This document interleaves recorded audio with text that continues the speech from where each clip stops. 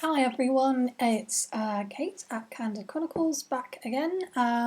So I'm actually doing two videos today. I'll probably not post them on the same day, but certainly I'll post one on Sunday, obviously today as you're watching it, and then another one probably later in the week, just because I've got lots of stuff to talk about in terms of books, and I was like, you know what, I need to think about whether I want to do another video because I've got some books to talk about, and yeah, so that's my plan really. Actually posting twice this week, and it's all book related. So this particular video I want to talk about the book haul that I've done this month. I've literally got so many books this month. I've probably gone a bit overboard. I've no idea when I'm going to read these books, but I'm kind of setting myself the goal because I'm in a couple of book groups. One I set up myself and a couple on Instagram. And one of the good things about the book group this month is actually one of the books we're reading, I've actually got on my bookshelf anyway. So I was like, fantastic, I haven't read that book yet. I need to read that book. And it's in our book club. So positives on that. But yeah, so I've sort of going back to on track. I've got so many books that I hauled from Waterstones and other little bookshops. So this video is all about those books. So without further ado, let's get on to the books. So the first book I've got is, and you can probably see in the very corner of the video, there's like some books there. So anyway, the first book, this is a one from Waterstones. I got this because I've just finished reading Circe, and wow, I loved Circe so much.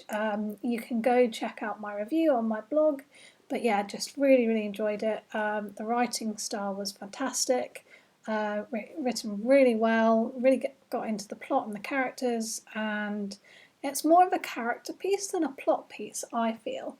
But I just really enjoyed it, so yeah, definitely check out Circe if you haven't already. But this is the other book in Madeline Miller's repertoire, and that is The Song of Achilles. So if you don't know much about Greek mythology, I'm expecting that you do, but anyway, basically Achilles was this kind of warrior guy, Greek warrior guy, but basically the whole thing about him was that he was immune to any harm except on his heel, because when he was born, his mother dunked him in like this pool, I think, and because she was told if she did that then he'd be immune to all mortal hurts, like weapons and stuff like that. So she dipped him in this pool and basically held on to him by the heel, which was the only part of him that wasn't kind of dunked in the pool, in the water. And so basically, the reason why sometimes you go, oh, you've got an Achilles heel, that means you've got a weak heel.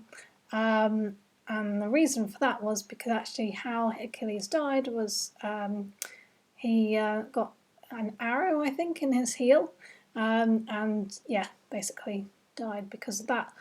I think that's the story. There's a whole lot more to it than that, and to be honest, I've forgotten most of it. So actually, I'm really glad I picked up this book because actually it's all about Achilles from, you know, when he was born, I think, and yeah, basically up until the point. Yeah, spoilers here. I'm sorry. But everyone kind of knows the story that he does die because he gets hurt in the ankle. So. Or in the heel even, so I kind of feel like it's not much of a spoiler, but anyway, so this is all about Achilles, and but anyway, I'll read the back. It says, Greece in the Age of Heroes, awkward young prince Patroclus, Patroclus, gosh, that's a mouthful, anyway, has been exiled to the court of King Peleus. Despite their differences, Peleus's golden boy Achilles befriends the shamed prince. As they grow into young men, their bond blossoms into something deeper, despite the displeasure of Achilles' mother, the sea goddess Thetis. But when word comes that Helena of Sparta has been kidnapped, Achilles must go to war in distant Troy and fulfill his destiny. Torn between love and fear for his friend, Patroclus goes with him. So, yeah, I don't know too much of the story of Achilles, but certainly I know the kind of premise of it. So this is really, really good.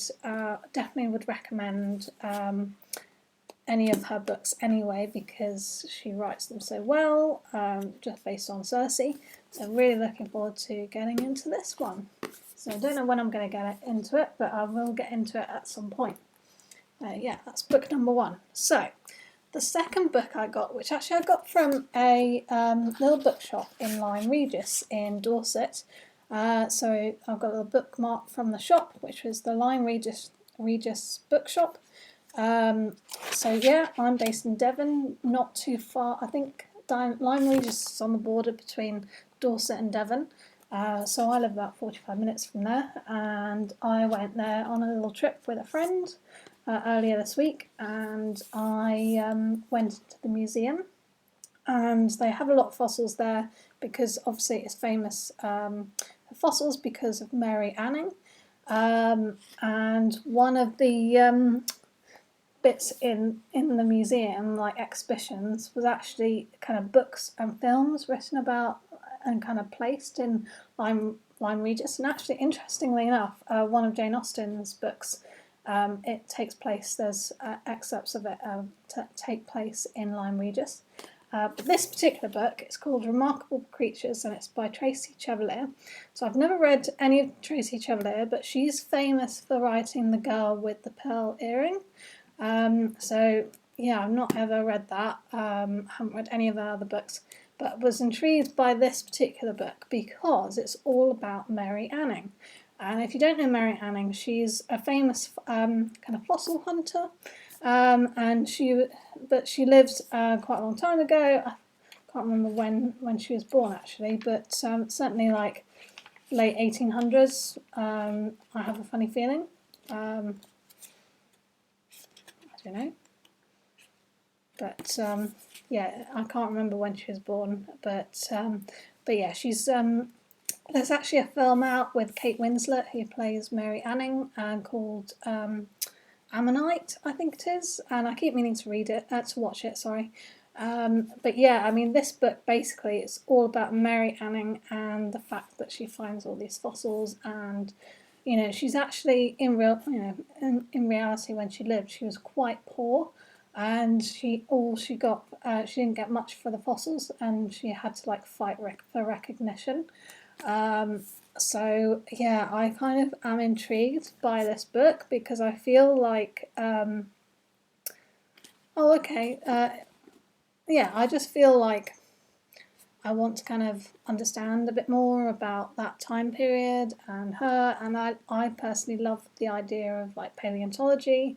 I kind of partly wish I'd got into it as like at school and stuff, but we didn't really have that there in school.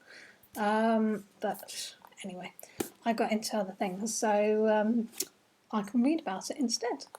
So I'll read the back. It says, Mary Anning may be young and uneducated, but she has the eye. Scouring the windswept Jurassic coast near Lyme Regis, she finds the fossils nobody else can, making discoveries that will shake the scientific world of the early 19th century. So that gives you an idea. She actually lived in the early 19th century, and I kind of had a funny feeling it was certainly the 19th century she lived, but yeah, so to confirm.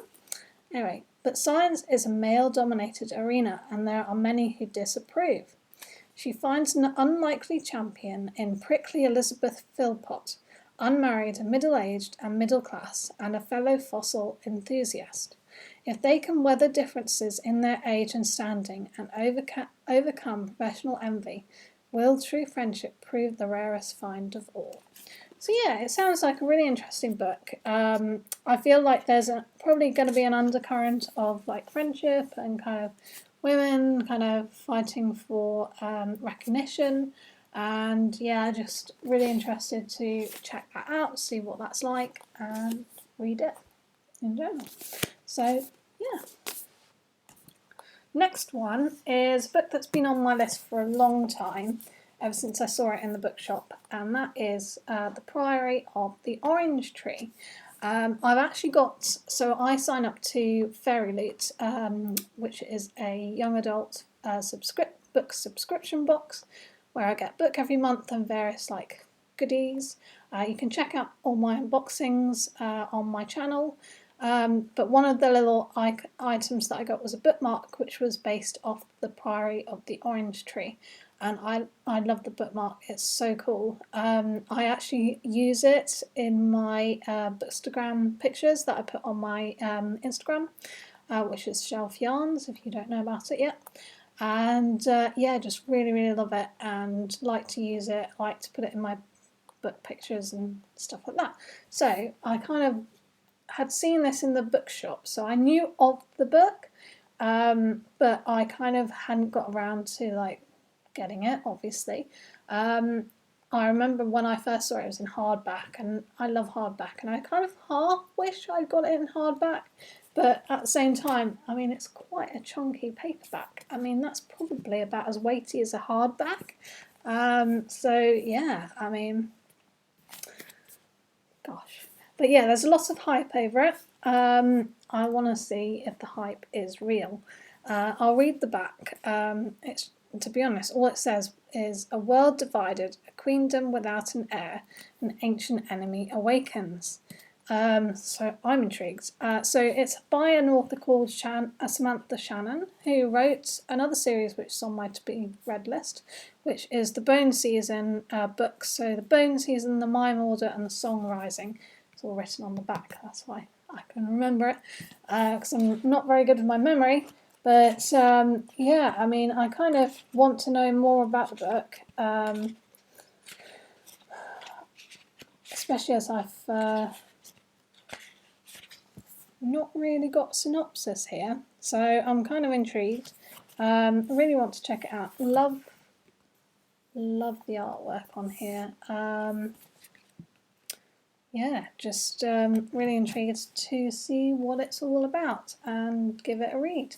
So that was number 3. That was from Waterstones, and so thank you, Waterstones in Exeter, for having it in the shop. So yeah, there's that one. Next one is A Deadly Education by Naomi Novik.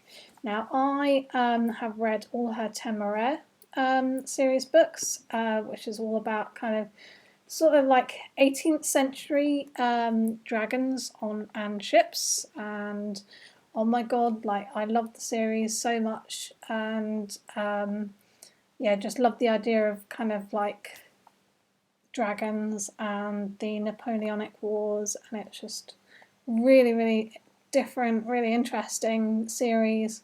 I keep meaning to read it again, but it's up in my attic, so I'm like, can't read it at the moment, but when I get my own place in a year or two, I will be able to get all my books out, put them in my new place, and have all of them to hand.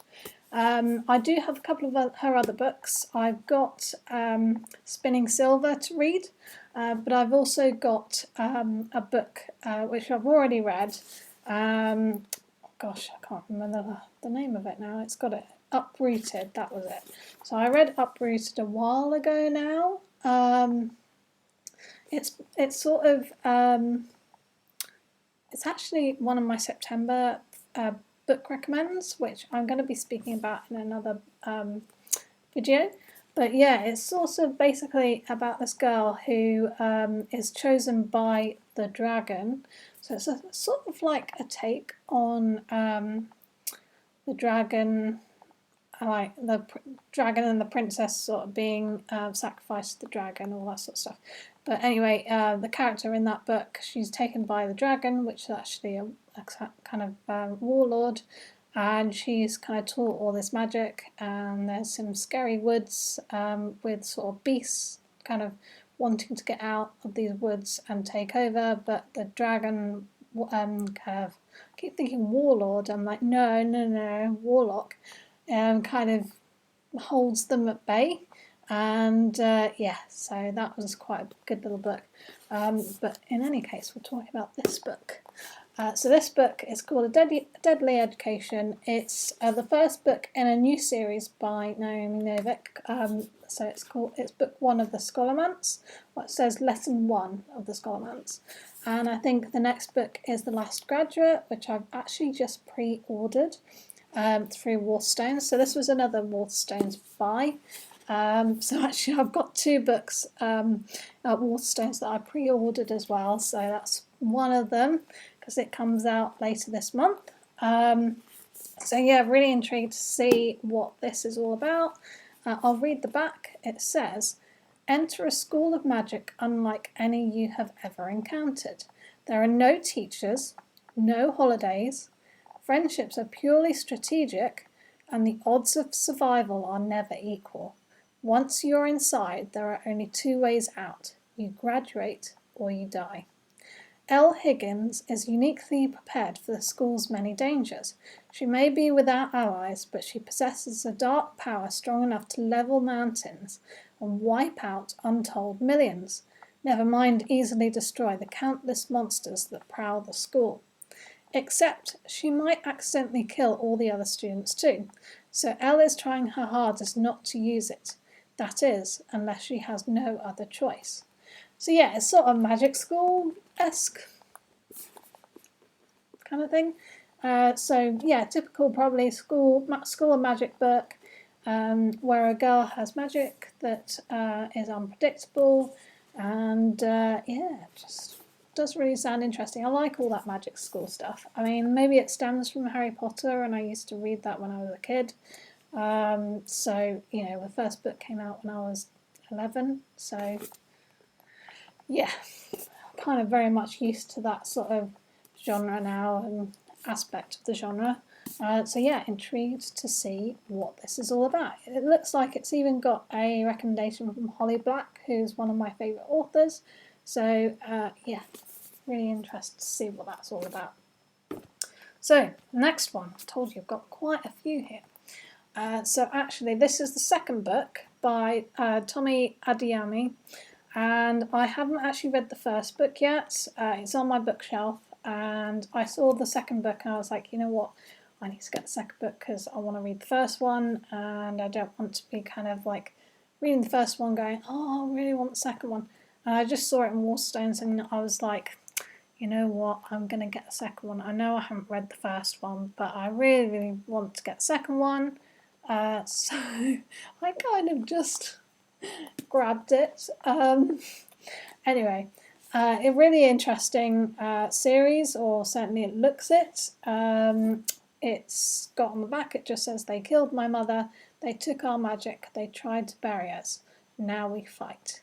So the first book is The Children of Blood and Bone, and it's sort of set, it's fantasy, but it's set in kind of, I suppose, a mythical kind of version of Africa, maybe. I have to say I haven't read the book, so I don't know for sure, but I kind of feel like it's got quite a lot of cultural aspects to it, and I'm really intrigued to see how that comes out and kind of learn more about it. But I love the fact that there's so much magic and so much kind of feminine sort of focus. Yeah, just really, really intrigued, and just love the covers. So pretty. Yeah, I feel like I want to say more about it, but because I don't know too much about it, I'm like, yeah, probably just have a read and then see what it's about, Kate. Yeah, but no, really intrigued, really happy. Just really, really intrigued to see what it's all about. I love the maps inside. Oh, look at those. I love maps. Just, yeah, it's a beautiful book, and just really, really intrigued to see what it's all about. And yeah, looks like another fantasy epic to me. Next one is Wendy Darling by A.C. Weiss. Now, my absolute first book that I ever read was Peter Pan. It got me into reading. My parents used to read to me when I was a kid, so thank you guys, because you inspired me to read. My dad's a big reader anyway. He reads generally on his kind of Kindle, but certainly when he was a teenager, he spent most of his time in the library. So I'm kind of like, thank you for that, my dad, because that's what I was like when I was a teenager. I was always in the library, or certainly reading a book. But yeah, so going back to the book. So this is all about Wendy's story, but when she's older. So if you don't know the story of Peter Pan, where have you been? But Peter Pan, he's the boy who never grew up. He lives in the land of Neverland, where there's fairies and pirates and Indians. And the beginning of the original story was Wendy and her two brothers going off to Neverland, and they learn to fly, they learn to fight. But of course, at the end of the story, they go home.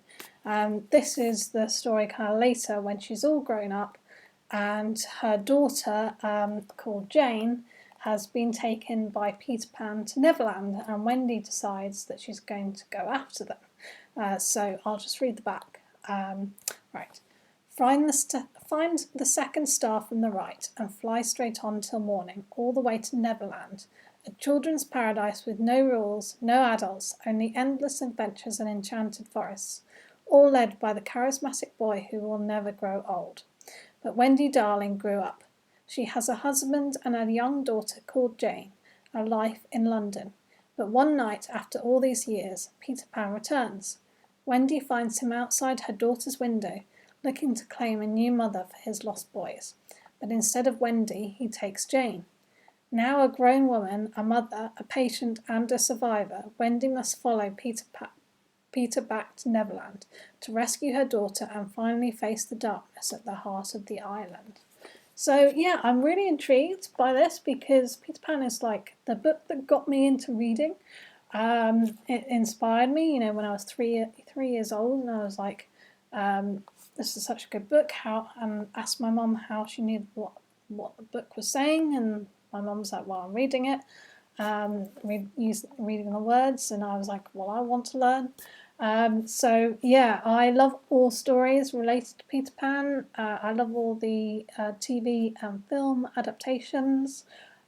So yeah, really intrigued on this book, and I've been seeing it on social media, in pictures and stuff, and was intrigued. So when I saw it in the bookshop, I was like, I'm gonna get that. So yeah, that's what I did. I saw it in Waterstones and thought, yes, I am going to get that. Thank you very much. So yeah, that was the next book.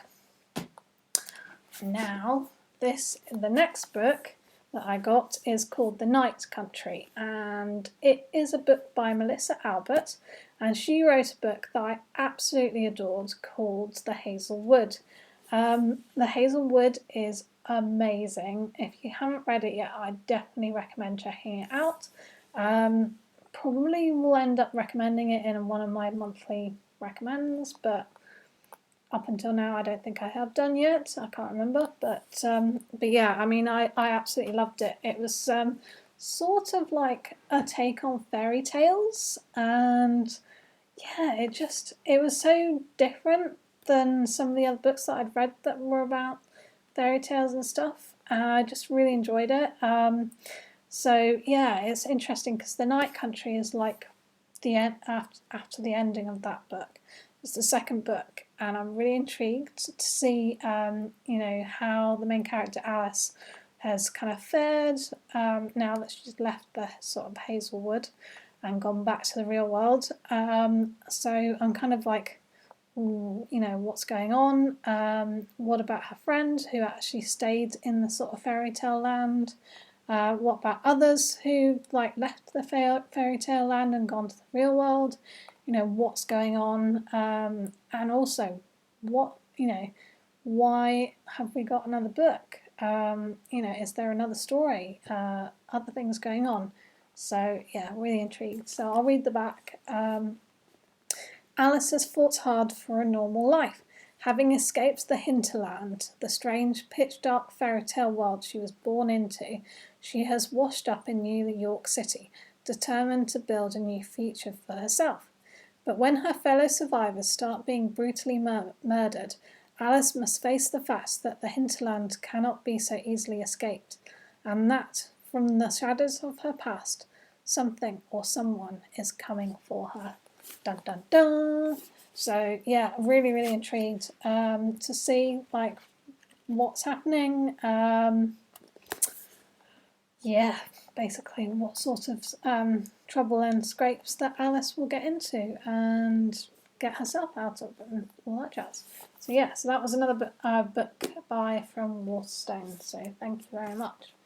The last book, and I appreciate you've been here for probably quite a bit of time.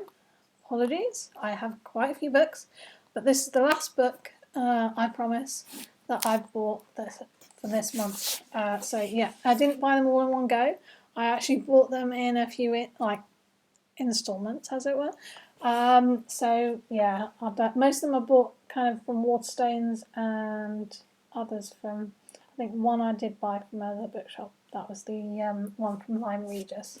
But this is another Waterstones buy, and it's so beautiful. It's really heavy. I mean, I know it's a hardback, but it's really quite heavy. I mean, I would say the pages are quite thick, so I think that's possibly why. So yeah, I'm really intrigued by this. So it is a book called Honeycomb by Joanne M. Harris.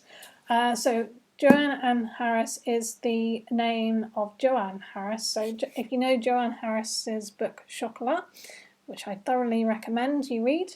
So Joanne M. Harris, she writes under that name for sort of her more fantasy stuff. So she wrote The Gospel of Loki under that name, another book which I thoroughly recommend. So this is actually sort of a mixture of short stories, kind of that are in the fantasy kind of aspect, kind of fairy tales and all that sort of stuff. So yeah, I was just really intrigued, not just because the cover is beautiful, and I love hardback books, but also because I do really enjoy Joanne Harris's books. I've recommended quite a few, read quite a few. Yeah, I just was really intrigued to see kind of, because she does have some really cool stories, but I just love the idea that actually this is all about kind of fairy tales and stuff. So I'll read the back. It says, long ago and far away and long ago, the world was honeycomb, we know, the worlds were honeycomb. Rich, dark and opulent, cocooned in silken shadows, this is a novel unlike any other. A honeycomb built from 100 cells, where each cell is a story in its own right. Follow the lace-winged king, trickster and ruler of the silken folk, on his misadventures through the many worlds, pursued by both the vengeful Spider Queen and the deadly Harlequin. On his travels through the undersea, the river Dream, and even the kingdom of death itself, he encounters a multitude of characters. A watchmaker's boy, a huntress with a mechanical tiger, a princess who dreams of a library, but none more magical than the bees, the little builders of honeycomb, spinning their nectar into stories. This is a stunning and original mosaic novel from best-selling author Joanne M. Harris and legendary artist Charles Vess. So it's sort of like short stories, but they're all intertwined, I think. So I'm really intrigued. I'm kind of like not sure whether it's kind of about like, it sounds like it's sort of fairy tale-esque, and that's what, but I think it's yeah, I think it's actually sort of like an interesting take on animals as well, like animal stories maybe. So yeah, I'm intrigued. I feel like there's sort of mythical stuff going on. Yeah, I'm just really intrigued by it. I love the artistry as well. I mean, it said it's by an artist called Charles Vess, so you can see like some of the lovely illustrations in it. So yeah, there are kind of like fairies and all sorts of things there. So I'm kind of like, ooh, intrigued. So yeah, love it, love it, love it. And that is the end of this video. So thank you for watching. If any of those books are intriguing to you, let me know in the comments. Yeah, share your books. Love to know what you guys are reading. And yeah, just have a good month. And if you are reading something, we love books. So yeah, all good.